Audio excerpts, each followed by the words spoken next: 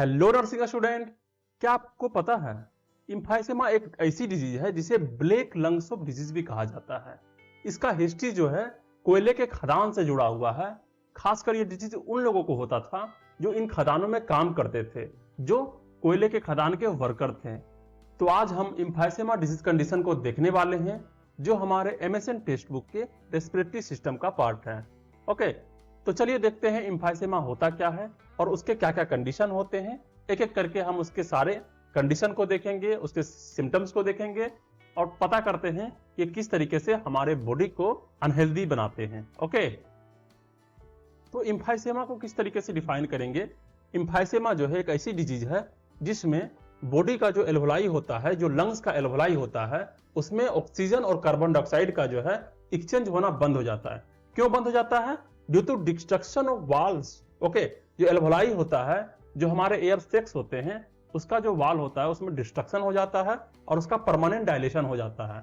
Okay, तो हम लोग आगे देखेंगे किस तरीके से जो है जो इम्फाइसेमा डिजीज है वो हमारे बॉडी को इफेक्ट करती है। हम लोग उसका एक एक प्रोसेस देखेंगे और किस तरीके से होता है। ओके, इस प्रोसेस में हमें थोड़ा सा ज्यादा टाइम लगेगा, परंतु आपको 5 मिनट एक्स्ट्रा देके इसको देखना है, समझना है, ताकि आपको कोई और अलग लेक्चर देखने की जरूरत नहीं पड़े। पूरी तरीके से समझ में आ सके आखिर इम्फाइसेमा किस तरीके से, किस प्रोसेस से जो है बॉडी को डिजीज करता है। ओके, तो चलो देखते हैं नेक्स्ट टॉपिक में। तो यहाँ पे एक डिटेल्ड डेफिनेशन दिया हुआ है जिसमें कहा गया है, it is a long term progressive irreversible disease of lungs that affect the respiratory unit because damage of valve, loss of elasticity, permanent enlargement of air sac, bronchial collapse and air traps। तो हम लोग इसका एक एक meaning समझेंगे या फिर किस तरीके से ये डेफिनेशन बना है और इसी में सारा प्रोसेस दिया हुआ है। ओके, तो सबसे पहले हम लोग समझते हैं कि लॉन्ग टर्म का मतलब क्या होता है। ये जो डिजीज है, इस डिजीज को होने में लंबा समय लगता है। ये डिजीज इमीडिएटली नहीं हो जाता है, ये धीरे धीरे करके होता है। ओके, नेक्स्ट है प्रोग्रेसिव। ये डिजीज प्रोग्रेसिव है। प्रोग्रेसिव का मतलब क्या होता है कि जो इम्फाइसेमा डिजीज है वो पहले माइल्ड होता है, फिर मॉडरेट होता है, फिर सीवियर होता है, फिर वेरी सीवियर होता है। अचानक से ये जो है सीवियर नहीं हो जाता है। ओके, नेक्स्ट जो टर्म दिया हुआ है दैट्स इरिवर्सिबल। इरिवर्सिबल का मतलब है जो हो चुका है वो फिर लौट के नहीं आएगा। अगर जो है डिजीज सीवियर में जा चुका है तो सीवियर से वो माइल्ड में या मॉडरेट में लौट के नहीं आएगा। ओके, तो ये था इरिवर्सिबल। नेक्स्ट क्या है? That affect the respiratory unit. Okay, तो यहां हम लोग पहले समझेंगे कि रेस्पिरेटरी यूनिट क्या होता है। तो हमारे जो लंग्स होते हैं उसमें 2 यूनिट होते हैं, ठीक है। पहला होता है कंडक्टिव जोन, सेकेंड होता है रेस्पिरेटरी जोन। अगर हम कंडक्टिव जोन का बात करें तो इसमें trachea, bronchus, left primary bronchus जिसमें राइट प्राइमरी ब्रोंकस भी होगा, ब्रोंक्यूल्स, ठीक है। तो इसमें जो है primary bronchiole, secondary bronchiole, tertiary bronchiole, इस तरीके से आते हैं। तो ये सारा सब जो है क्या हो जाएगा, ये सब हो जाएगा कंडक्टिंग यूनिट में। तो फिर रेस्पिरेटरी यूनिट क्या होता है? जो लास्ट पार्ट होता है। लास्ट पार्ट कौन सा पार्ट होता है? ये पार्ट जहां पे रेस्पिरेटरी ब्रोंक्यूल्स होंगे, एल्वोलर सेक होंगे, एल्वोलर डक्ट होंगे और एल्वोलाई होंगे। ये सारा जो है रेस्पिरेटरी यूनिट होता है, ठीक है। तो मेनली जो इम्फाइसेमा होता है वो इसी यूनिट को जो है इफेक्ट करता है। ओके, तो हम लोग देखते हैं नेक्स्ट में कि रीजन ऑफ इम्फाइसेमा क्या होता है। आखिर इम्फाइसेमा हो रहा है तो उसका कारण क्या है? तो सबसे जो मेन कारण होता है वो होता है स्मोकिंग। अगर पर्सन बहुत ज्यादा मात्रा में स्मोकिंग करता है, चाहे वो बीड़ी पी रहा हो, सिगरेट पी रहा हो, कुछ भी ऐसे स्मोकिंग कर रहा हो जिससे लंग्स में धुआं जा रहा हो, तो उस वहां पे जो है इम्फाइसेमा होने का चांस होता है। या तो अल्फा 1 एंटीट्रिप्सिन जो है एक प्रोटीन होता है जो लीवर के द्वारा सेक्रेट किया जाता है, तो वो कम हो जाता है बॉडी में। तो ये मेनली 2 रीजन होते हैं किसका, इम्फाइसेमा होने का। तो सबसे पहले हम जानते हैं कि अल्फा 1 एंटीट्रिप्सिन जो होता है इसका काम क्या होता है। ओके, इसका 2 काम होता है। 2 काम क्या होता है? फर्स्ट होता है maintain the elasticity of airway. जो हमारा एयरवे है, जो हमारा ट्रेकिया है, ठीक है, और जो वहां से ब्रोंकियोल से जाते हुए एल्वोलाई तक जाता है, उसके इलास्टिसिटी को मेंटेन करता है। ओके, और जो इन्फ्लामेशन हो रहा है उसको प्रिवेंट करता है।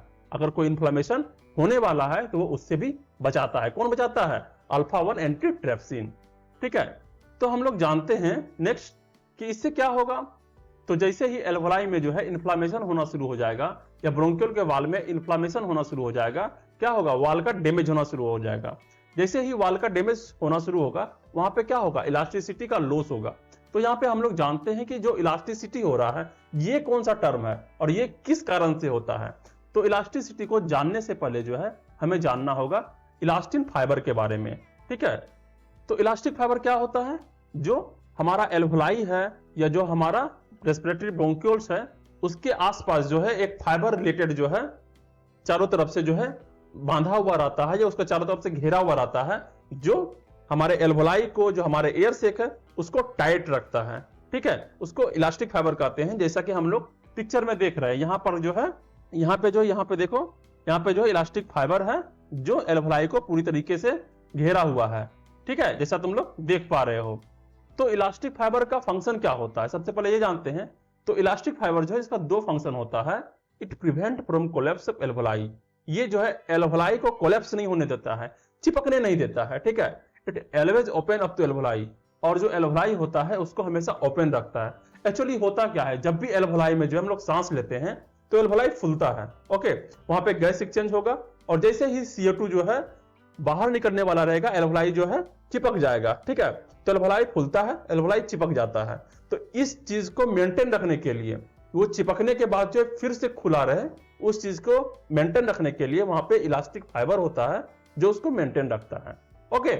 तो जैसा कि हम यहाँ पे देख रहे हैं, यहाँ पे एक एल्वोलाई है, ओके, और यहाँ पर जो है पूरी तरीके से ये इलास्टिक फाइबर है जो है इसको चारों तरफ से घेरा हुआ है और इसको टाइट किए हुए है। ये जो एरो बना हुआ है ये फोर्स बना हुआ है, जो फोर्स जो है ये एल्वोलाई को जो है क्या है, ओपन किए हुए है, ओके। तो क्या होगा, जैसे ही इलास्टिसिटी कम होगा, जैसे ही जो है इन्फ्लामेशन हो जाएगा और वहां पे जो है इलास्टिसिटी कम होगा, क्योंकि इलास्टिक फाइबर जो है क्या हो चुका है, कमजोर हो चुका है, वैसे ही जो है क्या हो जाएगा, जो हमारा एल्वोलाई है वो पूरी तरीके से चिपक जाएगा, कोलैप्स कर जाएगा और ये रप्चर भी हो सकता है, ओके। तो इसी में जो है क्या होता है, एयर ट्रैप हो जाता है। जो नेक्स्ट देखते हैं किस तरीके से एयर ट्रैप होता है। तो हमारा जो एल्वोलाई है वो पूरी तरीके से कोलैप्स हो चुका है। तो नेक्स्ट क्या होता है, परमानेंट इनलार्जमेंट ऑफ एयर सेक। जो हमारा एयर सेक है उसका जो है इनलार्जमेंट हो जाएगा। जो हमारा एयर सेक होता है उसमें बहुत सारे एल्वोलाई होते हैं, ठीक है, उसमें जो है बहुत सारे जो है कर्व होते हैं जिसका सरफेस एरिया बहुत ज्यादा होता है, ओके। तो ये पिक्चर है, यहाँ पे एक हेल्दी एल्वोलाई है जिसमें बहुत सारे जो है कर्व किए हुए हैं, बहुत सारा जो है वो मुड़ा हुआ रहता है, जिससे उसका जो है सरफेस एरिया बहुत ज्यादा होता है और गैस एक्सचेंज जो है बहुत ज्यादा मात्रा में कर पाता है। परंतु जैसे ही इम्फाइसेमा होता है और जो है एल्वोलर वाल जो है रप्चर हो जाता है या एयरवे कोलैप्स हो जाता है, उसमें जो है एक पूरी तरीके से जो है एक परमानेंट इलार्जमेंट हो जाता है एयर सेक का, ओके, जिस तरीके से तुम यहाँ पे देख पा रहे हो। तो इलास्टिक फाइबर जो है एल्वोलाई के अंदर का वाल में भी रहेगा, ठीक है, और जो ब्रोंकियल वाल होता है उसके पास भी रहेगा। तो ये जो वाल है यहाँ पर भी जो है इलास्टिक फाइबर है और जो ये ब्रोंकियल वाल है यहाँ पर भी इलास्टिक फाइबर है, ओके। तो नेक्स्ट क्या होगा, ब्रोंकियल्स कोलैप्स हो जाएंगे।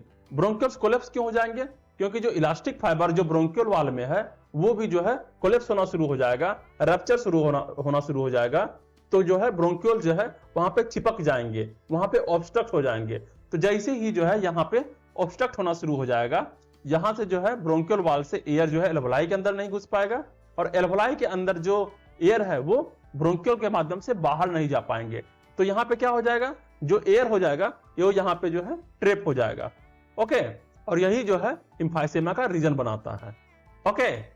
तो हम लोग यहाँ पे देखें कि इम्फाइसेमा जो है किस तरीके से हमारे लंग्स को डैमेज करता है, हमारे जो रेस्पिरेटरी यूनिट है उसको डैमेज करता है और वहां पे जो है एक एयर ट्रैप बना देता है, ठीक है, जो बाद में जो है बैरल चेस्ट का काम करता है। हमारा चेस्ट जो है इसका डायमीटर जो है बढ़ जाता है, ओके। तो नेक्स्ट देखते हैं ये किस तरीके से होता है। उससे पहले एक फिगर और देखते हैं, ये एक इम्फाइसेमा है।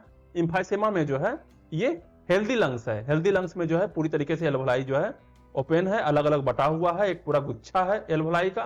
परंतु है जो है जैसे ही इम्फाइसेमा होगा ये जो है सारा एल्वोलाई कोलैप्स कर जाएंगे और जो है ये जो है एक फॉर्मेशन बनाएगा पाउच का, जिसको हम लोग बुल्ले कहते हैं, ठीक है, बुल्ले, इसको बुल्ले कहते हैं। और यही ढेर सारा बुल्ले अगर जो है लंग्स में हो जाता है तो वो बैरल चेस्ट का निर्माण करता है, ओके। और जिस एयर सेक में जो है बुल्ले का फॉर्मेशन होता है वो एल्वोलाई जो है क्या करेगा, वो ऑक्सीजन का और कार्बन डाइऑक्साइड का जो है एब्जॉर्प्शन नहीं कर पाएगा। ओके, तो ये था हमारा एम्फाइसेमा किस तरीके से होता है। नेक्स्ट देखते हैं जो एम्फाइसेमा है उसके कितने टाइप होते हैं और जो है उसका क्या क्या फंक्शन होता है। तो मोर्फोलॉजी के आधार पे एम्फाइसेमा को 3 पार्ट में बांटा गया है। ओके, तो 3 पार्ट में कौन कौन से बांटा गया है देखते हैं। जो फर्स्ट है वो है सेंट्रल लोबुलर एम्फाइसेमा, सेकेंड है pan lobular emphysema and third is paraseptal emphysema. तो एक एक करके हम लोग देखते हैं सारा एम्फाइसेमा के बारे में क्या क्या ये होता है। तो सेंट्रल लोबुलर एम्फाइसेमा क्या होता है, that's begin from respiratory bronchiole. ये जो एम्फाइसेमा है वो रेस्पिरेटरी ब्रोंक्यूल से जो है शुरू होता है और उसके चारों तरफ जो है फैलता है। ठीक है, तो रेस्पिरेटरी ब्रोंक्यूल्स क्या होता है, जो ब्रोंक्यूल्स के लास्ट पार्ट होता है जहां से रेस्पिरेटरी यूनिट शुरू होता है। ठीक है, यहां से देखो, यहाँ पे पिक्चर है, यहाँ पे दिख रहा है, ये जो है रेस्पिरेटरी ब्रोंक्यूल्स जो है शुरू हो गया है और यहां तक जो है चारों तरफ से फैल चुका है। ओके, ये क्या करता है, मेनली क्या होता है, जो लंग्स है, लंग्स का अपर वाले पार्ट में होता है। लंग्स जो है एक लंग 3 पार्ट में बटा हुआ होता है, एक लंग्स 2 पार्ट में बटा हुआ होता है। तो जो मेनली अपर पार्ट होता है लंग्स का वो उसमें जो है इफेक्ट करता है और ये ज्यादातर जो है सिगरेट स्मोकिंग करने के कारण होता है। ओके, नेक्स्ट अगर देखें तो pen lobular emphysema. Pen lobular emphysema क्या होता है, इन्वॉल्व होल रेस्पिरेटरी जोन। तो जो हमारा रेस्पिरेटरी जोन है जिसमें जो है हमारा ब्रोंक्यूल, रेस्पिरेटरी ब्रोंक्यूल आएगा, एल्वोलाई आएगा, एल्वोलर डक्ट आएगा। ठीक है, ये सारा का सारा जो है रेस्पिरेटरी जोन को जो है पूरा इफेक्ट करता है, जो कि लगभग जो है लंग्स का जो लोअर हाफ जोन होता है उसमें ज्यादा करके इफेक्ट करता है। और ये मेनली जो है अल्फा 1 एंटीट्रिप्सिन के डिफिशियंसी के कारण होता है। हम लोग जानते हैं अल्फा 1 एंटीट्रिप्सिन क्या होता है, इसका काम होता था क्या, एयरवे के इलास्टिसिटी को मेंटेन रखना और इन्फ्लामेशन होने से बचाना। ओके, तो नेक्स्ट है पारासेप्टल एम्फाइसेमा। पारासेप्टल एम्फाइसेमा में क्या होता है, इन्वॉल्व डिस्टल स्ट्रक्चर। ये जो ऊपर वाला स्ट्रक्चर है जो एल्वुलर डक्ट्स होता है और एयर सेक होते हैं, इसी दो में जो है मेनली ये इफेक्ट करता है, एल्वुलर डक्ट और एयर सेक। ये मोस्टली लोकलाइज कहां पे होता है, जो हमारा हार्ट है उसके जो प्लूरल रीजन होते हैं, मतलब जो हार्ट है उसके बाहर का जो एक प्लूरिटिक लेयर होता है, जो है बाहरी कवर होता है, वो मेनली उस जगह पे जो है ये लोकलाइज होता है और वहीं पे जो इसका इन्फेक्शन होता है। ओके, तो ये था हमारा टाइप्स ऑफ एम्फाइसेमा। तो हम लोग सारे टाइप्स को जाने, वो किस तरीके से काम करता है हम उसको जाने। ठीक है, नेक्स्ट देखते हैं कौन सा टॉपिक है और उस पर चर्चा करते हैं। ओके, तो नेक्स्ट है एटियोलॉजी ऑफ एम्फाइसेमा।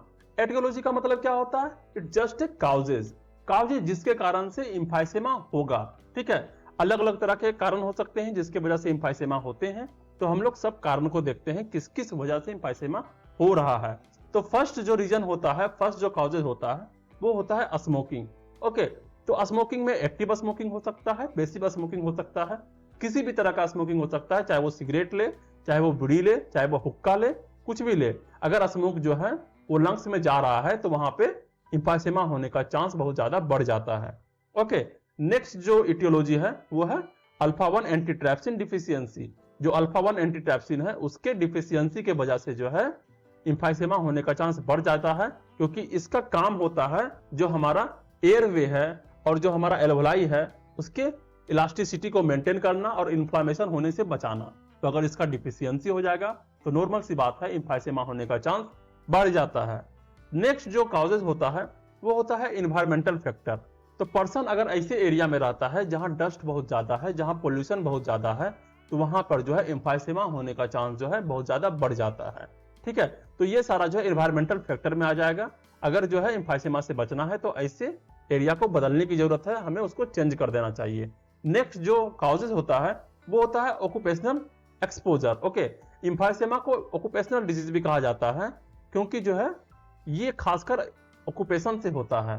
क्योंकि अगर पर्सन जो है कोई ऐसा काम कर रहा है जहां पे जो है पोल्यूशन बहुत ज्यादा है, चाहे वो कोयला के खदान में काम कर रहा हो, चाहे वो जो है कॉटन फैक्ट्री में काम कर रहा हो, ठीक है, चाहे वो ऐसे जगह काम कर रहा है जहां पे डस्ट बहुत ज्यादा है, स्मोक बहुत ज्यादा है, ठीक है, तो जो है एम्फाइसेमा होने का चांस बहुत ज्यादा बढ़ जाता है।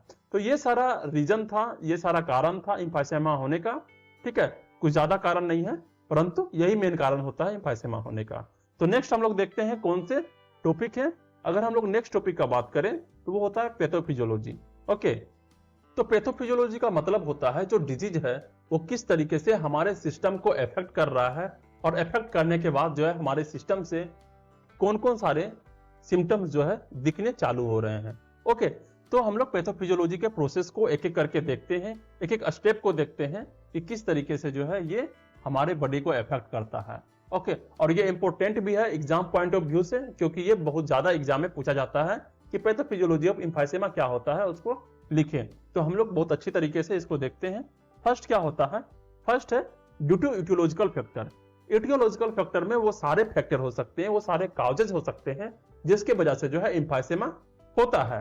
ओके, नेक्स्ट जो स्टेप है उसमें क्या है? Inflammation and damage to wall of airway epithelium. जो हमारा एयरवे का एपिथेलियम है वहां पे इन्फ्लामेशन हो जाएगा या फिर जो है डैमेज होना शुरू होगा। ओके, नेक्स्ट क्या है? Neutrophil and macrophages infiltration. तो जैसे ही जो है इन्फ्लामेशन चालू होगा उसी समय जो है न्यूट्रोफिल और मैक्रोफेज जो है फटाफट वहां पे दौड़ते हुए चले आएंगे, यहाँ पे भाई इन्फ्लामेशन होना शुरू हो चुका है। ओके, नेक्स्ट क्या होगा? Release of cytokines, elastase and protease. तो जो न्यूट्रोफिल है वो साइटोकाइनिन को क्या करेगा? रिलीज करेगा, क्योंकि वही जो है इन्फ्लामेटरी मेडिएटर है। उसके बाद जो इलास्टेज होता है वो इलास्टिक फाइबर को ब्रेक डाउन करने का काम करेगा, और जो प्रोटीएज रहेगा वो प्रोटीन के डिस्ट्रक्शन का काम करेगा। तो हमारा जो है ब्रोंकियल्स वाल को या एल्वोलाई के वाल को जो है डिस्ट्रक्ट करना चालू कर देता है। ओके, तो नेक्स्ट अगर देखें तो वह है break down of elastin in connective tissue. जो हमारा एल्वोलाई है उसका जितने भी कनेक्टिव टिश्यू हैं वो सबको जो है ब्रेक डाउन करेगा, वहां पे जो इलास्टिक फाइबर होता है वो सबको ब्रेक डाउन करेगा। ओके, तो नेक्स्ट स्टेप में हम देखते हैं किस तरीके से होता है loss of elastic recoil. Okay, तो जो एल्वोलाई में जो है इलास्टिक फाइबर था जिसके वजह से जो है वो पूरी तरीके से टाइट रहता था, खुला रहता था, वही जो है इलास्टिक फाइबर को डैमेज कर दिया गया है, जिसके वजह से जो है एल्वोलाई जो है वो कोलैप्स कर जाएगा। ठीक है, तो इलास्टिक रिक्वायल जो है लॉस हो जाता है। नेक्स्ट स्टेप में क्या होता है? Irreversible enlargement of air sac distal to terminal bronchiole.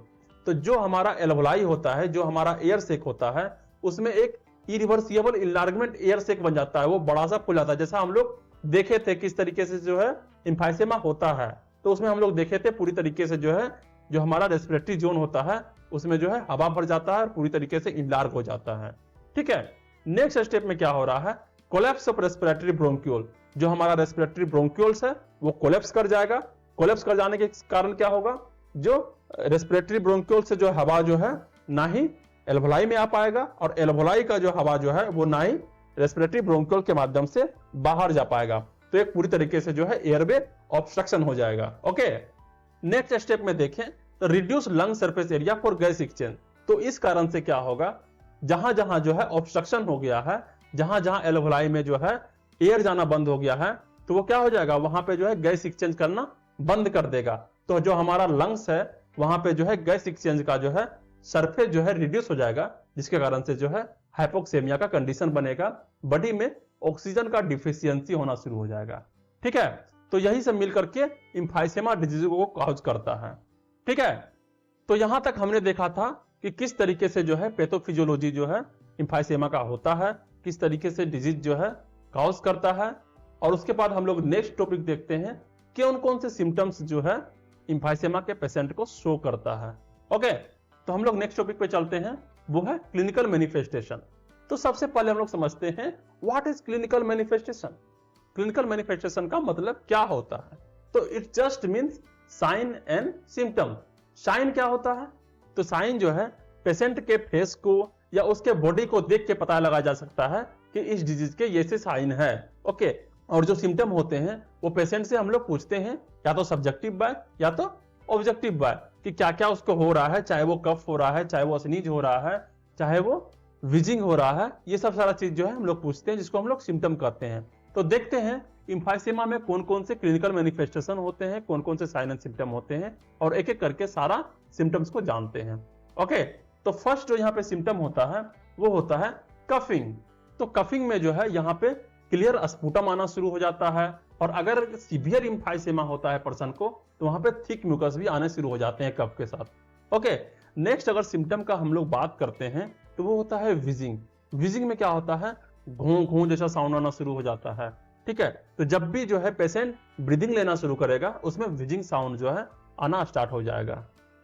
Next जो सिम्टम है वो है शॉर्टनेस ऑफ ब्रीथ, क्योंकि पेशेंट के बहुत सारे एल्वलाई जो है डैमेज हो चुके हैं, कोलैप्स हो चुके हैं। इस कारण से जो है गैस एक्सचेंज का सरफेस बहुत ज्यादा कम हो चुका है, तो पेशेंट को जो है ब्रीथ लेने में तकलीफ होगा और शॉर्टनेस ऑफ ब्रीथ जैसा कंडीशन देखने को मिलेगा। नेक्स्ट सिम्टम का बात करें तो वो होता है decrease exercise tolerance.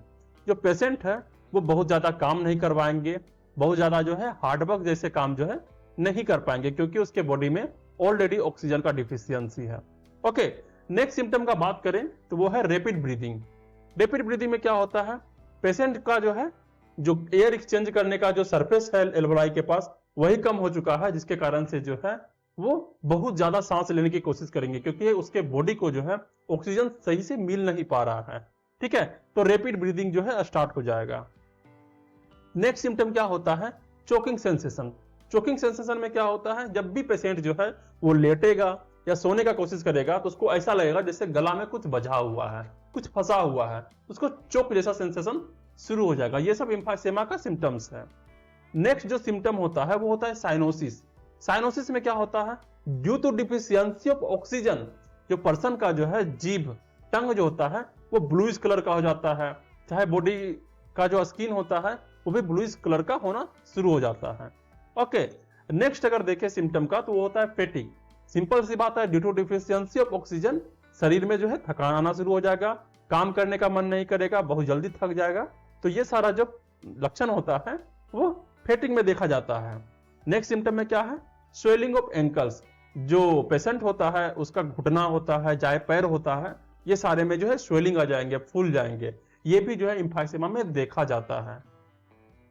Next symptom क्या है, एनोरेक्सिया। पेशेंट को जो है भूख लगना बंद हो जाता है।